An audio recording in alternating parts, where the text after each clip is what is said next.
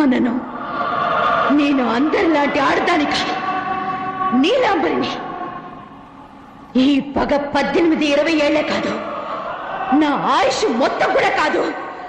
చివరికి నా ప్రాణమే పోయినా చల్లదు. నువ్వు పెట్టిన ప్రాణభిక్షతో బతకడానికి నేను పని మనిషి వసుంధరని కాదు.